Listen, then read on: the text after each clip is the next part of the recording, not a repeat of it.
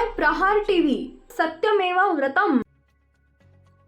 महापौर पदाच्या निवडणुकीत मनसे सभागृहात भाजपच्या महापौर पदाच्या उमेदवाराला पाठिंबा देण्याची शक्यता या बातम्यांमधून व्यक्त करण्यात आली आहे।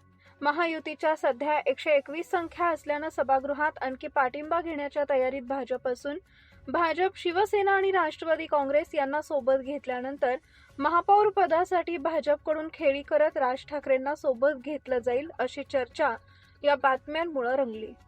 मनसेच्या समर्थनानंतर भाजपला एकूण 127 नगरसेवकांचा पाठिंबा असेल असं सांगण्यात आलं।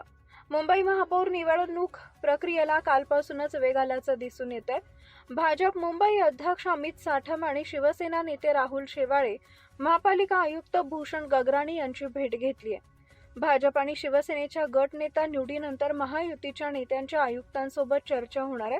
फेब्रुवारीच्या पहिल्या आठवड्यात महापौर होण्याची शक्यता व्यक्त केली जात असतानाच या बैठकीला जाण्यापूर्वी शिंदेच्या शिवसेनेचे नेते आणि खासदार राहुल शेवाळे यांनी एक सूचक विधान केलं।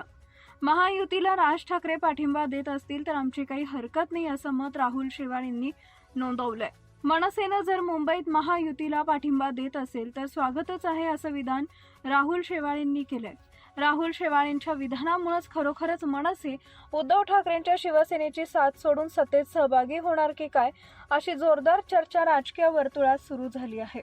मुंबईतील मनपा निवडणुकीमध्ये ठाकरे बंधू हे महायुतीमधील शिंदेची शिवसेना आणि भाजप विरुद्ध लढली आहे।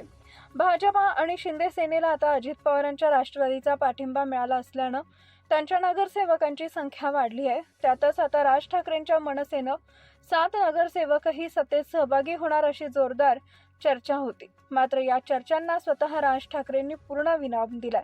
वांद्रे पूर्व येथील MIG क्लबमध्ये राज ठाकरेंनी मनसेच्या पदाधिकाऱ्यांची आज बैठक घेतली। या बैठकीनंतर संवाद साधताना मोठा खुलासा केला आहे। मुंबई महानगरपालिकेत तुम्ही भाजप सोबत जाणार का असा सवाल पत्रकारांनी विचारला। यावर राज यांनी नाही असं उत्तर दिले। त्यानंतरही पुन्हा याच आशयाचा प्रश्न विचारण्यात आला। त्यावर राज यांनी मी सांगतोय ना भाजप सोबत जाणार नाही असं म्हणत पूर्ण विराम दिला।